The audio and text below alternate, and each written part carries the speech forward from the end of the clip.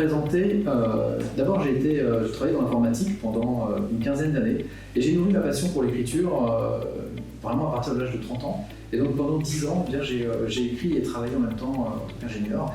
Mais puis évidemment la passion a pris dessus. Et puis après, à 40 ans, j'ai transformé mon activité principale, ma passion, en activité principale. Je crois que quand on travaille, qu'on a un emploi à temps plein au départ, et bien là on n'a pas le choix, on est obligé de se conditionner. Moi j'avais une petite routine du matin, une demi-heure le matin avant d'aller au travail, donc je me levais plus tôt. Et c'est s'organiser aussi le soir et trouver des temps entre midi et 2. Donc c'est un petit peu voler des moments dans chacune de ces journées et préparer sa session d'écriture suivante. Ça c'est assez important. On pense à une scène, on pense à une séquence, on commence à l'écrire et quand on l'écrit, on ne la termine pas tout à fait.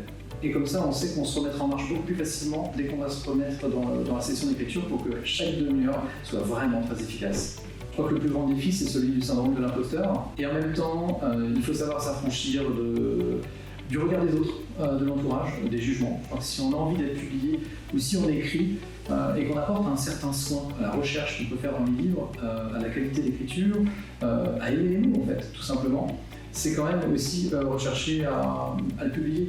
Donc c'est aussi s'exposer aux autres.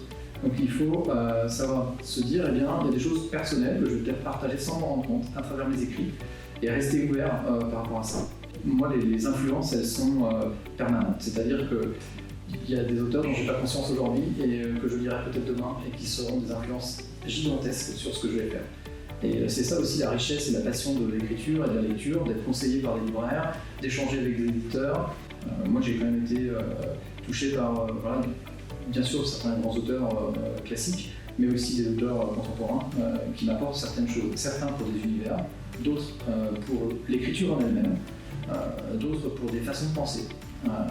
Et je suis aussi beaucoup influencé par les films, le cinéma et tout ce qu'on peut entendre aussi sur le podcast, bien sûr. J'aime énormément avoir le titre d'un livre avant d'écrire le livre, parce que on a le nom sur le fichier déjà, et en même temps il faut que ce soit un titre qui nous emmène, qui soit porté par notre histoire et incarné.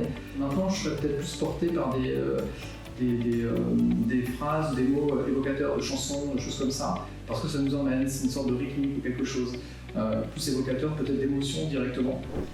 Écarter toutes les sources, on va dire, de parasites qui vont vous empêcher d'avancer, empêcher d'écrire. C'est très important de pouvoir se lancer, ne pas douter de soi, se dire que tous les grands auteurs qui ont publié se sont fait refuser par des quantités de maisons d'édition, ils ont été jugés à droite et à gauche, et puis ne pas hésiter à se former, à suivre des ateliers d'écriture, des masterclass, ouvrir un BTS édition, voilà, je trouve ça génial. C'est important aujourd'hui de préserver, d'entretenir ce travail d'éditeur, d'édition, d'ouverture sur cette voie de publication de livres, justement à une époque où peut-être le texte, l'écriture est moins bien traité.